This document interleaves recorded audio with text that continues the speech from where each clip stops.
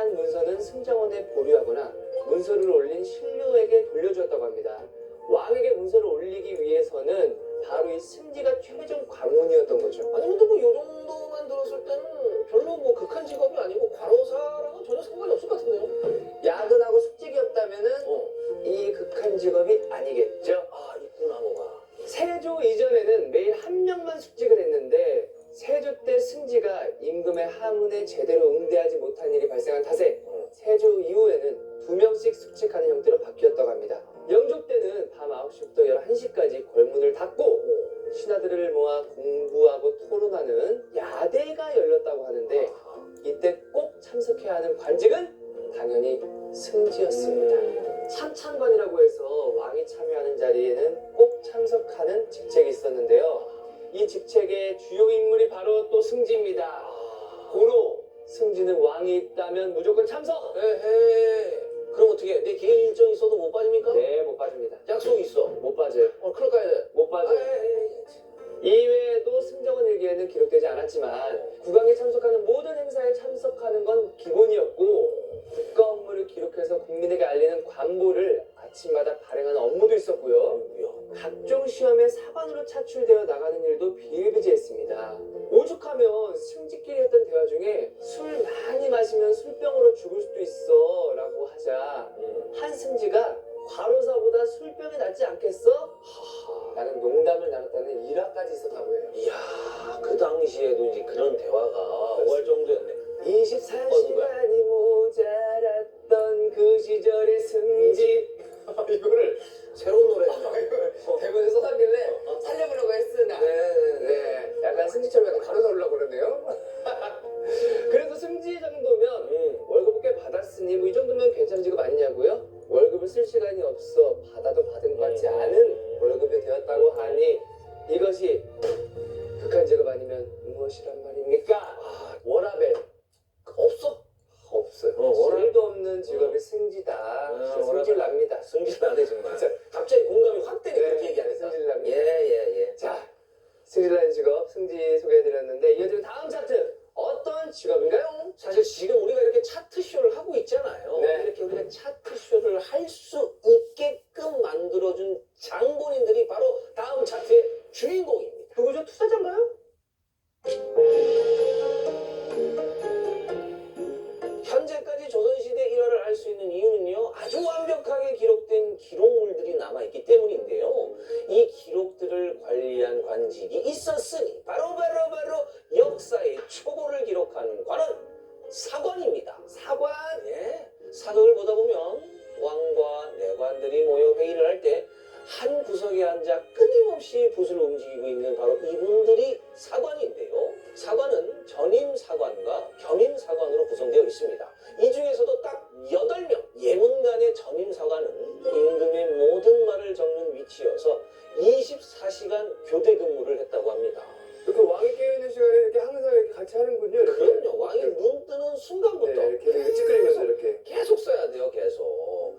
코를 몇 번 고시는지도 막 적고. 다 적는 거죠. 일거수일투족을. 근데 이 8명 안에서도 직급이 나뉘어져 있는데요. 가장 높은 직급은 봉교, 그 다음은 대교, 말단 사관은 검열이라고 불렀어요. 말단 사관 검열은 상번, 하번으로 불렸고요. 이 사관들은 아침 조회와 학문 토론, 임금의 연회와 사냥터까지 쫓아다니면서 끊임없이 기록을 했습니다. 계속적으로. 그러니까 연회나 사냥터 같은 경우에는 임금과 신하의 대화 내용은 물론 행동과 상황까지 묘사해서 적어야 했다고 합니다. 비밀이 없겠네요. 비밀이 없어요. 이렇게 또 열심히 쓴 자료는 임금의 업무 시간이 끝나면 사관끼리도 모여가지고 실록의 기초 자료가 될 사초로 정리했다고 합니다. 야, 그러니까 모여서 또 정리하는 거예요. 그럼 언제 쉬어요? 잠은 언제 자? 그 소는 누가 키워? 뭐 진짜 잠잘 시간 없어. 소는 누가 키워? 소는이라고 박영진이 말했다. 다 적는 거예요. 계속 적는 거예요. 그래서 사실은 출근했다 하면 1분 1초도 쉴 수가 없습니다. 이 와중에 임금에게 올린 내용을 받기 위해서 지방 요직에 있는 신하를 만나러 출장을 가야 했고요. 2년에 한 번은 지방에 흩어진 사고들을 찾아서 실록 작성을 위해 모으는 업무까지 했다고 합니다. 그러니까 몸이 10개라도 부족해요. 그런데 또 이 부모님 상을 제외하면은 궁밭 출입도 금지가 돼. 에헤이, 아니 나가. 길이길이 길이지 마요. 에? 그 안에서 뼈를 묻어가는 직업인가? 그냥 아예 그 윗자리를 찍어놓고 가는 거예요? 아예 나가지를 못해. 그래도 이 시기만 잘 지나면요 정승의 위치까지 갈 수도 있었다고 하니까 어떻게 보면 또 한번 견뎌볼 만도 해요. 정수이면 좀 약간 꽤 괜찮은 퀄리티 아닌가요? 그렇죠. 우리 또 검열한테는 존버의 기회가 오는 거죠. 존버요? 존버 해보는 거예요. 한옥에서 존버란 단어를 여기는 이제 정버죠, 정버. 정승까지 버텨보자. 정버. 정버. 그러니까 매일 바쁘게 돌아가는 일상 속에서도 사관들은 투철한 직업 정신을 발휘해서 초고를 작성했는데요. 이런 이야기들이 실록을 더욱 풍성하게 만들어주고 있습니다. 자, 이를테면 태종 때 기록에 따르면 태종이 사냥을 하다 실수로 말에서 떨어진 적이 있었는데 태종이 이거는 기록하지 말라 이렇게 당부를 했는데 우리의 투철한 사관에게 그런 당부는 통하지 않습니다. 이건 적지 말라는 그 멘트까지 철저하게 기록을 했어요. 야, FM이네. 중종 때는 회의 중 임금에게 이야기하는 신하들의 목소리가 너무 작아서 신하들이 말할 때마다 사관들이 발로 뛰어다니면서 말을 받아 적었다고 합니다. 그리고 이 사실도 실록에 적어뒀어요.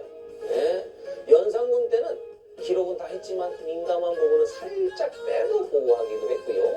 세종 때는 세종이 실록을 한번 보고 싶다는 말에 임금님이 실록을 보면 진실을 후대에 전할 수 없습니다요. 이렇게 말하면서 세종의 제안을 거절을 했다고 합니다. 야, 근데 우리 조상님들이 되게 현명하시다. 음. 왜냐면 그게 임금이 보면은 자기가 꽃이라고 할 거 아니야. 수치스러워. 야, 너 와봐. 너 와봐. 이것만 살짝 빼자. 합의 볼 수도 있다고.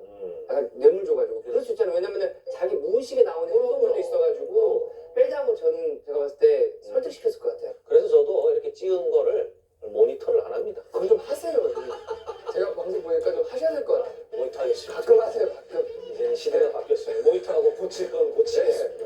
해야 됩니다. 예. 저는 항상 합니다. 예. 건축가 투성이에요. 열심히 하겠습니다.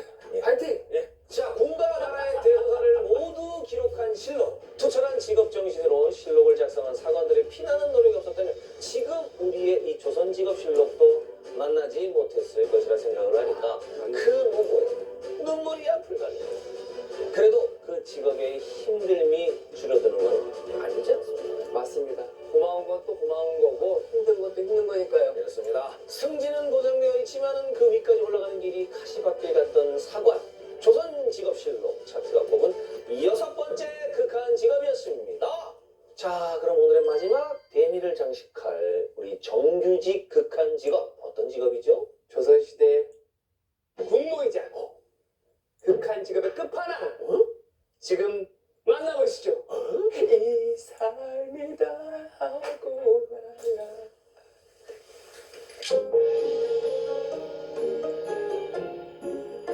나라를 책임지는 왕만큼이나 살벌한 직업이지만 언제 쫓겨날지 모르는 위험천만한 극한 정규직 왕비를 소개합니다. 일단 입건했다 하면 죽을 때까지 궁을 벗어날 수 없다는 왕비. 생각보다 기회는 누구에게나 열린 편이었지만 막상 간태까지 가는 여정이 만만치만은 않아 참가자들은 낙타가 바늘구멍을 통과하는 급의 극상의 난이도를 경험했다고 하죠. 우선 왕비가 되려면 먼저 세자빈부터 돼야 됩니다. 세자빈은 양반이라면 쉽게 될 수 있는 거 아닌가요? 금수저물고 태어나면 일단 반은 성공한 거 아니야? 라고 쉽게 생각하실 수도 있지만 오히려 양반들은 자신의 딸이 세자빈이 되는 걸 원치 않는다고 해요. 왜? 국내 견제에 내내 시달리는 것은 기본이고 혹시라도 운이 좋아 최종 선택까지 갔는데 여기서 떨어지면 평생 누구하고도 결혼할 수 없는 삶이었기에 생각보다 양반급에서는 지원자가 많지 않았다고 합니다. 양반급의 지원자가 별로 없었다고 하면은 아니 그럼 그냥 일반 지원자를 찾아 나가는 거예요? 아, 저희가 또 어떤 나라입니까? 경연의 나라 아닙니까? 아, 오디션 왕국이지요. 아, 지금부터 금혼령이 시작됩니다. 이 멘트 하나면 이 나라 전체가 왕비 듀스가 시작됩니다. 아, 오늘 밤 왕비는 나야 나.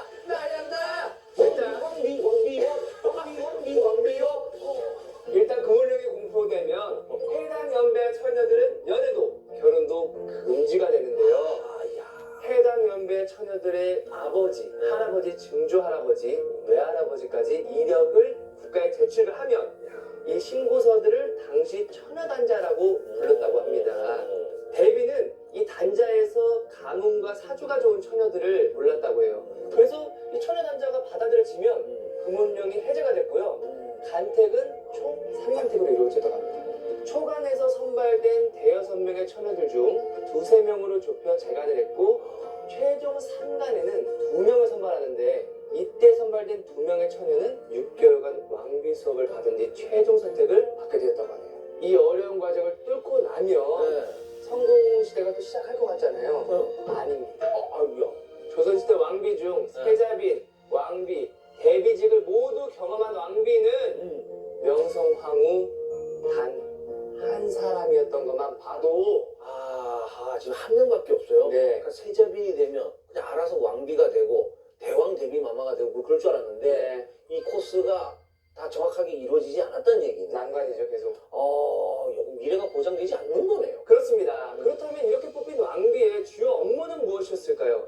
일단은 궁에 사는 모든 여인, 즉 내명부와 공주, 옹주를 비롯한 종친 및 사대부의 정실 부인들, 즉 내명부가 하극상을 일으키지 않고 잘 돌아가게 하는 것이 왕비의 첫 번째 업무.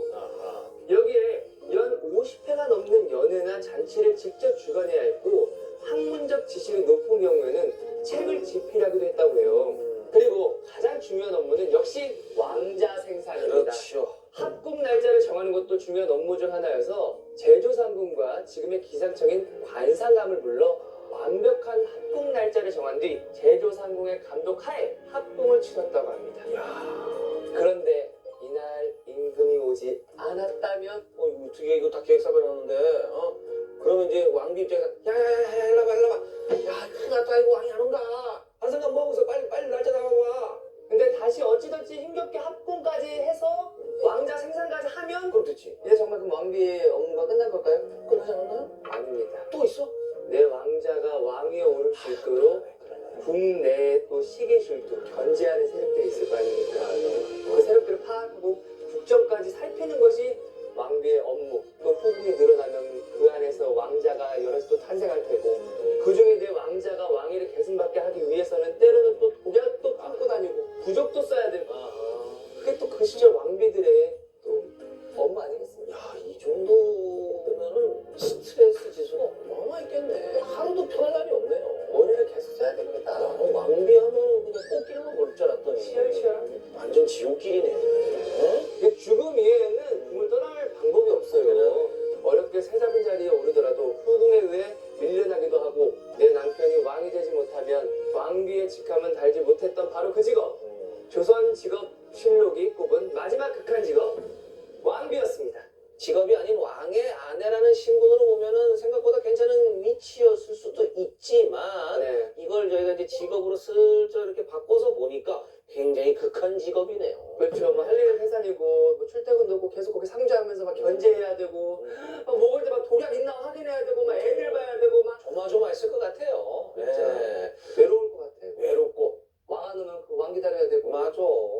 사실 비정규직만큼이나 아슬아슬하면서도 잘 살펴보면은 뭐 인생 역전의 기회가 있었던 정규직. 지금의 또 회사원들과 닮은 모습들이 또 엿보였습니다. 네. 그런데 우리 이야기 뭐 여기서 끝인 건가요? 자영업자는 없어요? 자, 그 이야기는 나중에 다시 네. 잘 꾸며보도록 하고요. 지금까지 조선직업실록 차트 7이었습니다.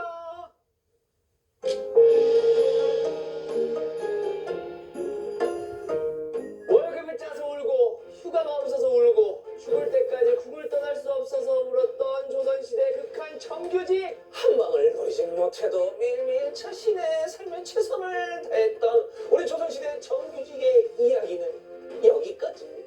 그럼 저희는 다시 만날 날을 기약하며 자, 이제는 사라졌거나 새롭게 변한 조선의 극한 직업들을 현재 직업관념으로 재해석한 차트쇼. 조선시대의 극한 직업을 완벽히 파헤치는 조선직업. 실록. 야, 이거 오늘도 만만치 않네. 총무집도 난관인데요. 이번 화는 아마 퀴즈가 없는 것처럼 편집이 될 수 있어요. 이거를 그냥 아예 다 드러낼 거 아니에요? 예, 그러니까 어우, 왜 문제 다 풀고 나서 깨끗하게 치워요. 끝. 몰라.